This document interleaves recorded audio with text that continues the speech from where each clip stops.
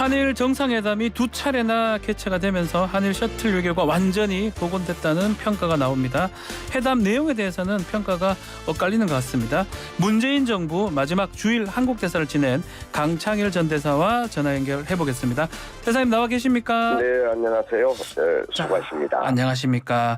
자, 우선 이거부터 좀 여쭙겠습니다. 네네. 기시다 총리 답방이 원래 7월로 예상이 됐는데 상당히 네, 빨라졌어요.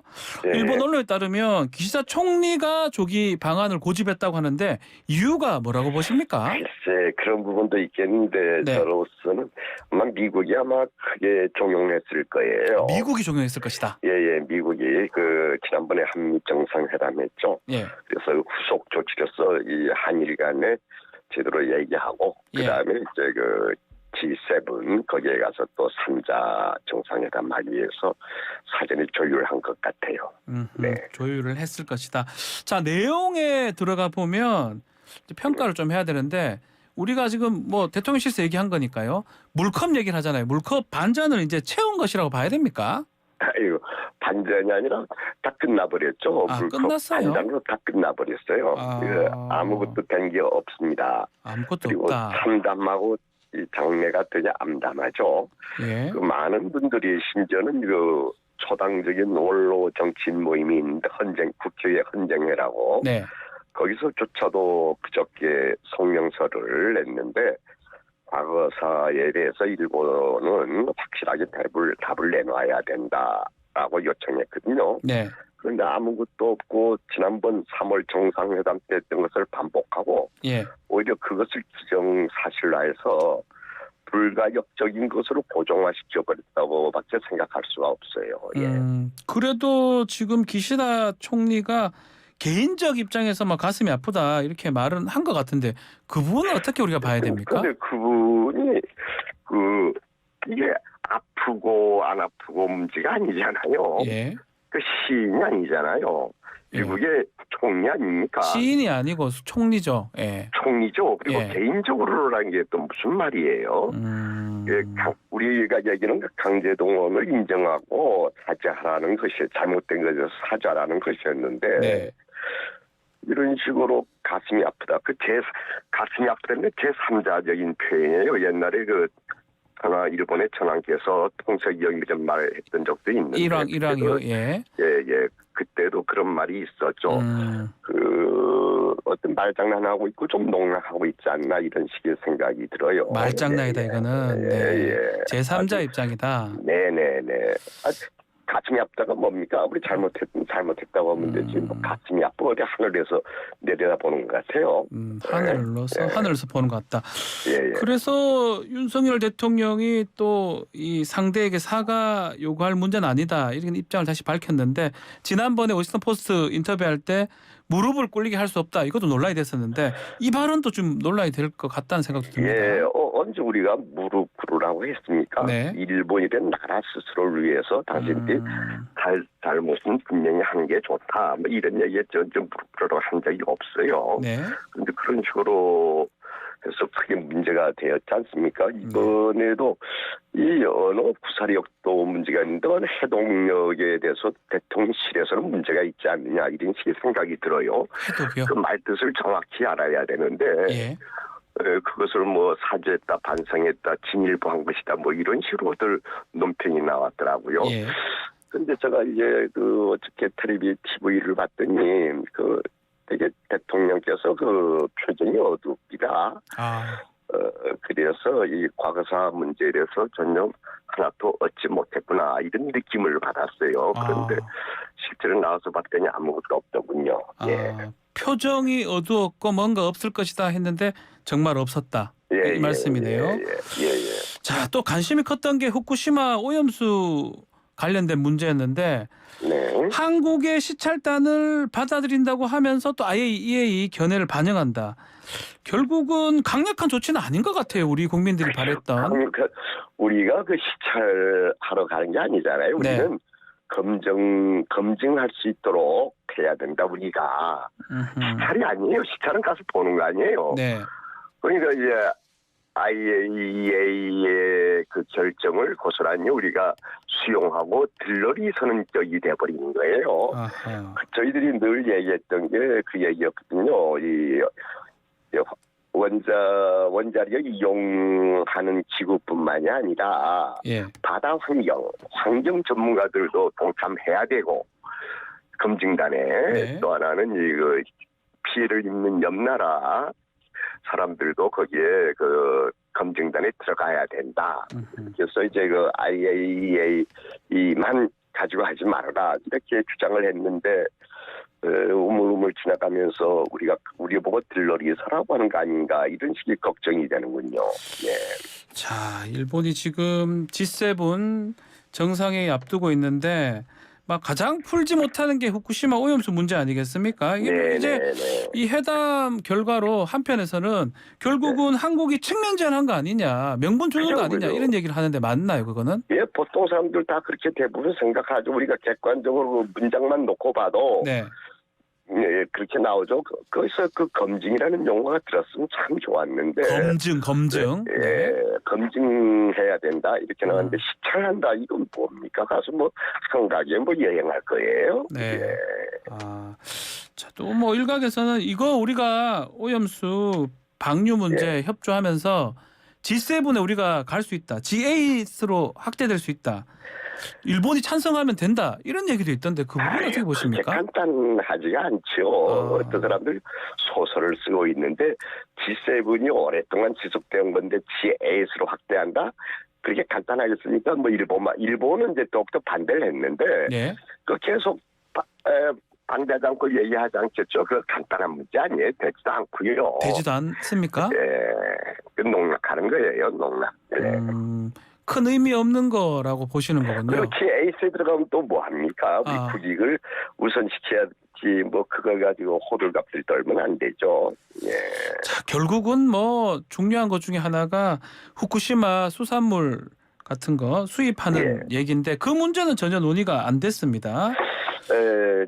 저는 남한 논의가 됐을 것 같아요. 그런데 그 대답이 그 얘기를 했더니 외교적 사안이기 때문에 답하지 않겠다 이렇게 했거든요. 예. 그래서 아마 얘기는 됐는데 그렇다게 뭐 어디 결론을 도출하지 못한 거 아닌가 이런 생각도 들고요.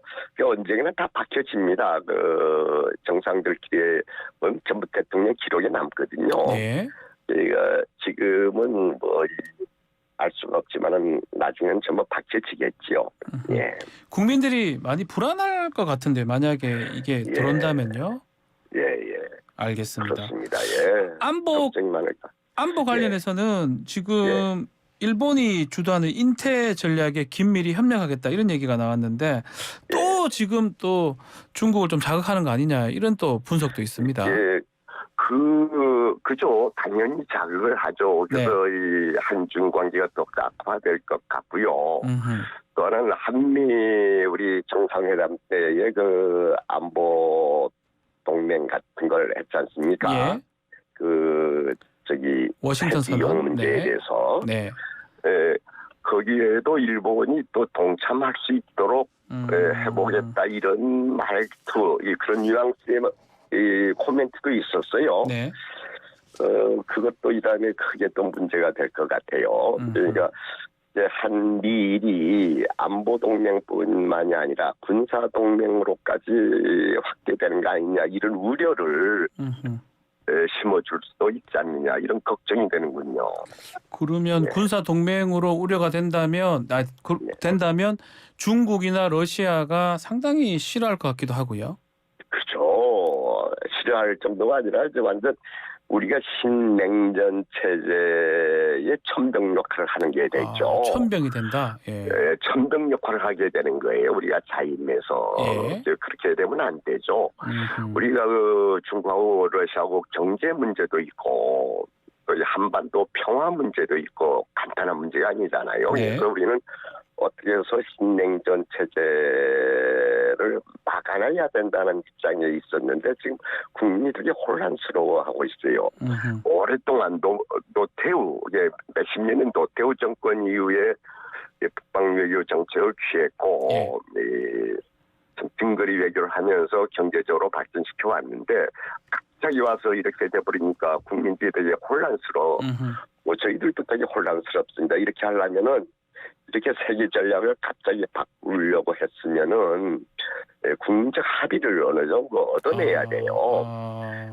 오랫동안 지속되어 온 외교 정책이었다. 세계 전략이었고 외교 정책이었죠.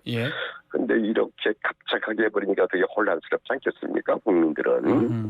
그럼 윤석열 대통령이 왜 이런 방향으로 외교 관계를 설정해 간다고 보십니까? 저도 잘 모르겠어요. 어떻게 이런 식으로 급작하게 참 도깨비 어디 콩볶음을 번개불에 콩볶아 먹듯이 이렇게 훅훅 하는지 잘 모르겠어요. 좀 이런 건 시간을 가지고 국민적인 그 컨센서스 이걸 좀 얻어나가면서 해도 될 텐데 너무 급작하게 처리 뿌렸어요. 이 과거사 문제, 뭐 강제징용 문제 이런 문제에 대해서 그때 시작해서 계속 지금까지 그래요. 한 2달 동안에 그래서 참 혼란스럽군요. 혼란스럽다 그 말씀인데, 자, 워싱턴 선언하면서 한미 간 핵협의 그룹 NCG 이제 일본도 참여할 수 있다. 이 부분 좀 전에 말씀하셨는데요. 그 부분은 우리가 어떻게 해석해야 됩니까? 그게 우리가 두 눈 부릅뜨고 두고 봐야 됩니다. 국민적 정서가 있지 않습니까? 그게 잘못하다가는 이제 군사동맹으로까지 한미일 군사 안보동맹 정도가 아니라 안보를 위해서 삼국이 합친다, 삼각공조가 아니라 군사동맹으로까지 발전될 가능성이 있어요. 군사동맹, 안보동맹, 군사동맹으로까지. 그래서 국민들이 두 눈 부릅뜨고 살펴봐야 된다 이렇게 생각을 하고 있고요. 다음에 이 과거사 문제도 그렇습니다. 이 역사라는 게 과거와 현재와 미래와의 대화이거든요. 일본의 덴데미, 현재 일본이라는 나라의 덴데미를 보여주는 것이에요. 그런데 과거사에 대해서 반성이 없다 이렇게 하게 되면은 과거의 군국주의 시대로 되돌아가게 되는 그런 그런 것이라고밖에 생각할 수 없잖아요. 그래서 우리는 더욱더 경계스러운 거예요. 그러니까 이 과거사 문제도 일본을 위해서 참 평화국으로서 일본이 태어나는 모습을 우리한테 보여달라 뭐 이렇게 일본을 위해서 해주는 얘기예요. 우리가 무릎 꿇으라고 하는 게 아니고. 그런데 그런 거 없이 하게 되면 뭐 옛날에 옆집에 강도가 있다가 지금도 계속 강도 정당화하면서 옆집에 있으면은 계속 우리는 불안하지 않겠습니까? 그러니까 안보동맹, 군사동맹인 게 되게 위험하다 이거죠. 자, 또 일본 정부 고위 관계자에 따르면 기시다 총리가 이번 정상회담에서 독도 문제하고 초계기 사건에 대해서 우리한테 문제 제기했다 이런 얘기가 있더라고요. 그 부분 혹시? 분명히 저는 했을 것이라고 봅니다. 그러나 이것도 아까 수산물 문제와 같이 얘기가 나왔을 텐데 좀 파장이 클 것 같으니까 앞으로 서로 대화를 어저께 발표를 하지 않았다. 저는 그렇게 생각을 하고 대화는 있어요. 했는데 발표를 하지 않았다 이렇게 보시는 건가요? 저는 그렇게 생각하고 있는데 이 다음에 다 드러날 거예요. 이건 대통령 기록물이기 때문에 다 드러날 텐데 글쎄요. 어떤 얘기 어저께 발표한 거 이외에 어떤 얘기가 오갔는지 전혀 알 수가 없어요. 현재로서는. 자, 오늘 있을 한일 의원연맹 이 야당이 민주당도 참석하기로 했다고 하는데 어떤 메시지가 좀 나갈 것 같습니까? 그 전에 말이죠. 윤석열 대통령께서 일본 갔었을 때에 입헌민주당 야당 대표가 만났거든요. 그런데 이번 와서는 우리 제1야당의 대표를 만나지도 않았어요. 그런 계획도 없었고 대신에 한일의원연맹의 정진석 회장하고 윤호중 간사장하고 만나겠다 이렇게 됐어요. 또 많은 수도 아니고 두 사람만. 이거 되게 곤혹스러운데 저로서는 가서 야당의 의견을 전달하는 것도 좋은 거 아니냐 이렇게 생각을 하고 있어요. 전달해야 된다. 그래서 전달 좀 곤혹스럽긴 하겠지만은 해야 된다. 그렇게 쪼잔하게 야당이라고 해서 조금 반대하고 뭐 그 국빈에 네. 외국 손님에 대해서 그 뭐 홀대하면 안 되죠. 가서 알겠습니다. 할 얘기는 하는 게 좋지 않느냐. 이게 난 좋다고 생각합니다. 알겠습니다. 자, 오늘 말씀 여기까지 듣겠습니다. 예, 예. 감사합니다. 네, 수고하세요. 지금까지 네. 강창일 전 주일대사와 함께했습니다.